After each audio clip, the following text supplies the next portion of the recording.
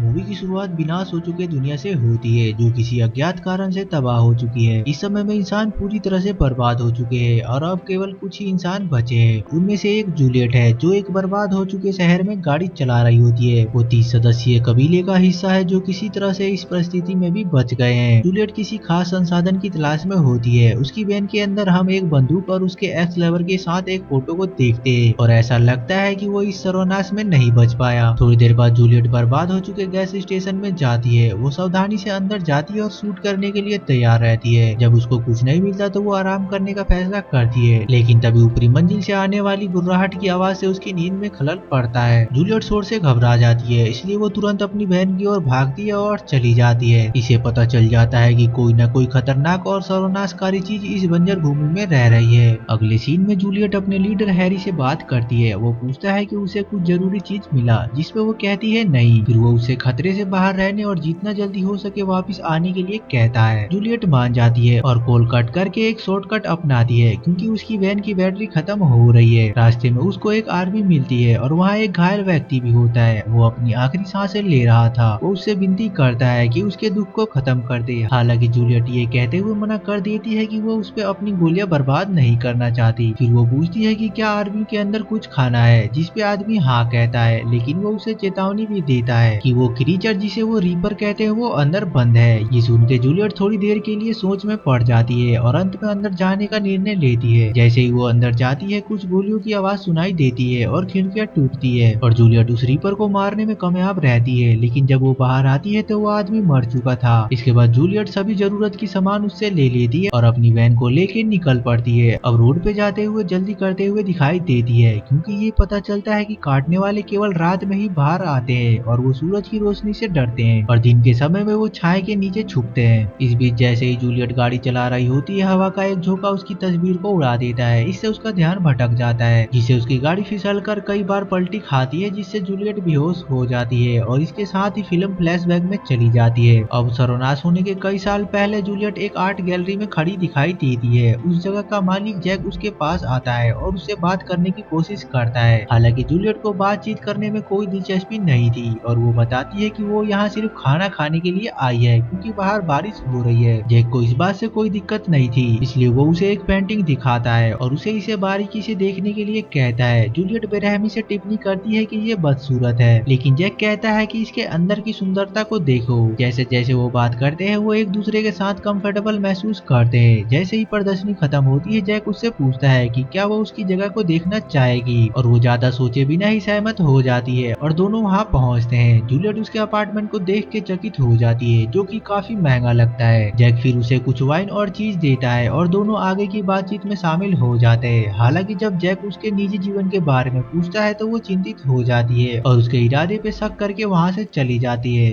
अगली रात जैक उसे एक बार में देखता है जहाँ वो किसी दूसरे आदमी के साथ है। आश्चर्य की बात यह है कि वो उसे कुछ नशीले पदार्थ देती है, जिससे पता चलता है कि वो एक डीलर है। बाद में जिज्ञासु जैक उसके अपार्टमेंट तक पहुंचता है और उसे पता चलता है कि उसकी स्थिति वास्तव में बहुत खराब है। वो बहुत ही गंभीर परिस्थितियों में दूसरे नशीले पदार्थ के व्यापारियों के बीच रह रही है। जब जूलियट जैक को देख लेती है तो वो उस पर गुस्सा हो जाती है और उसे डांटना शुरू कर देती है। जैक उसे दिलासा देने की कोशिश करता है और उसकी मदद करने का भी प्रस्ताव रखता है, लेकिन वो मना कर देती है। अंत में जूलियट जब अपनी नसों में एक पदार्थ इंजेक्ट करती है तो जैक को एहसास होता है कि उसको नशे की लत है, इसलिए वो निराश होकर वहाँ से चला जाता है। सप्ताह बीत जाते हैं और एक दिन घायल जूलियट उसके अपार्टमेंट में आती है। जैक उससे पूछता भी नहीं है कि क्या हुआ है और उसके घाव का मरहम लगाना शुरू कर देता है। फिर वो उसे साफ करता है और उसे अपने कमरे में आराम करने के लिए छोड़ देता है। अगली सुबह जूलियट उठती है और बेहतर महसूस करती है और जैक को नाश्ते के टाइम पे ज्वाइन करती है। एक बार जब उनका काम पूरा हो जाता है तो जूलियट अनुरोध करती है कि उसे कुछ समय के लिए बाहर जाना है, ये दावा करते हुए कि उसे ताजी हवा की जरूरत है। हालांकि जैक जानता है कि वो नशीले पदार्थ को फिर से इंजेक्ट करना चाहती है, इसलिए सारे दरवाजे बंद कर देता है। वो उसके कमरे में विभिन्न वस्तुओं को तोड़ना शुरू कर देती है और मांग करती है कि वो उसे छोड़ दे। हालांकि जैक उसे अपना गुस्सा निकालने देता है और जब वो शांत होती है तो उसे कस के पकड़ लेता है और उसे किस करता है। यहाँ से उनकी दुखद और हार्ट ब्रेकिंग रिश्ते की शुरुआत होती है। कई हफ्ते बाद जैक शहर से बाहर एक नया घर खरीदता है जो उसे जूलियट के लिए अच्छा लगता है। जब वो एक साथ होते हैं तो उसे थोड़ी घबराहट होती है क्योंकि ये उसका जीवन का एक बड़ा कदम है। जवाब में जैक प्यार से उसके चेहरे को छूता है और कहता है वो हमेशा उसके लिए मौजूद रहेगा। जाएगा। बाद में वो उसे उस जगह को दिखाता है और समझाता है कि यहीं उनके बच्चे बड़े होंगे। जूलियट हमेशा की तरह उलझन में होती है कि वो माँ बनने के लिए तैयार है भी या नहीं। हालांकि जैक उसे बताता है कि सबसे महत्वपूर्ण बात यह है कि वो दोनों एक साथ है और निश्चित रूप से वो इस पे काम करेंगे। उसकी भविष्यवाणी सच साबित होती है और कुछ महीने बाद जूलियट प्रेग्नेंट हो जाती है। वो उसे इस खबर को बताती है जिससे वो खुश हो जाता है। दुर्भाग्य से चीजें एक बुरा मोड़ ले लेती है क्योंकि जूलियट के अतीत में नशीले पदार्थ लेने के कारण उसका बच्चा मरा हुआ पैदा होता है। इससे दोनों के रिलेशनशिप पे एक गहरा प्रभाव पड़ता है, मगर एक आदर्श आदमी होने के नाते जैक अभी भी उसका साथ नहीं छोड़ता और हमेशा उसे बेहतर महसूस कराने की कोशिश करता है। हालांकि एक रात जैक जूलियट से थक जाता है क्योंकि वो अपने नशेड़ी दोस्तों से मिलने जाती रहती है। गुस्से में आके वो उसे अलग हो जाता है और कार छोड़ देता है और मेट्रो से जाने का फैसला करता है। घंटों बाद जूलियट एक बार में शराब पी रही होती है और एक समाचार के रिपोर्ट से पता चलता है कि मेट्रो में घातक रासायनिक हमला हुआ है जिससे 30 से ज्यादा लोगों की जान चली गई है। इससे जूलियट डर जाती है क्योंकि उसे पता चलता है कि जैक उसी मेट्रो में था, इसलिए वो तुरंत उसे मिलने के लिए जाती है। अगले सीन में जूलियट हॉस्पिटल में पहुंचती है जहां जैक भर्ती था। उसका श्वास नली केमिकल से जल गया था, इसलिए वो बोल नहीं पाता। जूलियट उसके पास तक जाती है जो कि एक प्लास्टिक के मोटी परत से ढका हुआ था और उसे जो हुआ उसके लिए माफी मांगती है। जवाब में जैक अपनी भावनाएं दिखाने के लिए व्हाइट बोर्ड पे एक मार्कर का उपयोग करता है। इस गंभीर परिस्थिति में भी वो लिखता है कि वो उसे प्यार करता है और उसे कभी हार न मानने के लिए कहता है। इससे जूलियट को उसके जीवित रहने का एहसास होता है। हालांकि अगली सुबह जब वो कमरे में जाती है तो पता चलता है कि जैक की उसके चोटों की वजह से मृत्यु हो गई है। फिर फिल्म वर्तमान में वापस आ जाती है जहाँ जूलियट को होश आता है और उसे अपने पैर के हड्डी में बहुत तेज दर्द महसूस होता है। उसकी हड्डी टूट के बाहर निकल गई थी। मामले को और बदतर बनाने के लिए उसकी गन उससे कुछ फुट की दूरी पे थी। हालांकि ये रात का समय है, इसलिए जूलियट को डर था कि काटने वाले जीव उसे जिंदा ही ना खा जाए। फिर काफी मशक्कत के बाद वो अपने पैर को स्टीयरिंग व्हील से नीचे लाने में कामयाब हो जाती है। फिर वो अपनी टूटी हड्डी को वापस अंदर ढकेल देती है और उस पे शराब डालती है। दर्द बहुत ज्यादा है मगर यही उसके जीवित रहने का एकमात्र आशा है। इसके बाद जूलियट रेडियो लेती है और कॉल करने की कोशिश करती है, लेकिन सिग्नल बहुत कमजोर था। अचानक उसे अपनी ओर आते हुए कदमों की आहट सुनाई देती है। वो जल्दी से अपनी बंदूक पकड़ लेती है और वैन के अंदर छुप जाती है और हमें रीपर की एक झलक मिलती है। उसके पैर किसी विकलांग इंसान की तरह दिखते हैं। जूलियट घबराई हुई वैन के नीचे से देखती है और उम्मीद करती है कि रीपर उसे नहीं देख पाएगा, लेकिन दुर्भाग्यवश उसी समय हैरी उसे कॉल कर देता है जिससे उसके रेडियो की बीप बजने लगती है और घबरा के वो जीव को भटकाने के लिए रेडियो को बाहर फेंक देती है। जूलियट को लग गया था कि वो उसे मिल जाएगी, लेकिन उसकी किस्मत अच्छी थी कि रीपर दूर से कुछ सुनता है और वहाँ चला जाता है। कुछ समय बीत जाते हैं और जूलियट कुछ ग्लो स्टिक बाहर फेंकती है, ये देखने के लिए कि कोई रीपर यहाँ तो नहीं। जब उसे कोई नजर नहीं आता तो वो धीरे धीरे आगे बढ़ती है। अभी भी वो अपने आसपास से अनजान है। तभी जूलियट को एक आवाज सुनाई देती है और जब वो मुड़ती है तो उसे उसकी वैन के ऊपर एक रीपर दिखाई देता है। भयभीत होकर वो अपने ठिकाने पे लौटने के लिए उस पे गोली चलाती है। वो अपनी बंदूक को उस दिशा में करके उसके आने का इंतजार करती है। हालांकि रीपर पीछे से आता है और खिड़की के कवर को खींच लेता है, जिससे जूलियट पूरी तरह से सरप्राइज हो जाती है। उसका चेहरा बिल्कुल खराब प्रतीत होता है, जैसे कि उसका मांस ही पिघल गया हो। जूलियट मुक्त होने के लिए संघर्ष करती है और जब कुछ काम नहीं आता तो वो कार को स्टार्ट कर देती है और एक्सीलरेटर दबा देती है। सौभाग्य से पहिए चलने लगते हैं और इससे रीपर को चोट लगती है और वो कुछ देर के लिए पीछे हट जाता है। अब कुछ टाइम बाद जूलियट रेडियो को ठीक कर देती है और हैरी को कॉल करती है। वो घबरा के उसे बताती है कि उस पर रीपर द्वारा हमला किया जा रहा है। हैरी उसकी मदद करने का वादा करता है, लेकिन उसको अपनी सटीक लोकेशन बतानी होगी, इसलिए वो उसे वैन के अंदर बीकन चालू करने के लिए कहता है। जूलियट वैसा ही करती है और उपकरण काम पे लग जाता है, लेकिन जब वो चारों तरफ देखती है तो उसे पता चलता है कि रीपर वापस आ गया है। वो उस पे जानलेवा हमला करता है, लेकिन वो ठीक समय पे हेडलाइट शुरू कर देती है, जिससे रीपर दर्द से भाग जाता है। इसके बाद उसे फिर से हैरी का फोन आता है जो उसे बताता है कि उसने उसे ट्रैक कर लिया है, मगर दुर्भाग्य से वो वहाँ सुबह होने से पहले नहीं पहुँच पाएगा क्योंकि अभी आना बहुत खतरनाक है। इससे जूलियट काफी दुखी हो जाती है और समझ जाती है कि अब उसकी जिंदगी उसके हाथ में है। थोड़ी देर बाद उसे एक गाड़ी की आवाज सुनाई देती है, इसलिए वो मदद के लिए हॉर्न बजाती है। तभी एक आदमी सुनता है और उसके वैन के पास आता है, मगर दुर्भाग्य से ये एक नरभक्षी निकलता है। वो जबरन वैन में घुस जाता है और जूलियट को चाकू से मारने की कोशिश करता है। तभी रीपर दिखाई देता है और खतरनाक तरीके से उस आदमी को बाहर खींच के मार देता है और उसको खाने लगता है। जूलियट अब टूट जाती है और अपने आप को खत्म करने की कोशिश करती है, लेकिन फिर उसे जैक की आखिरी शब्द याद आते हैं जिसमें उसने कहा था कि कभी हार मत मानना। इससे उसे जीवित रहने के लिए काफी प्रेरणा मिलती है, इसलिए वो वापस लड़ने का फैसला करती है।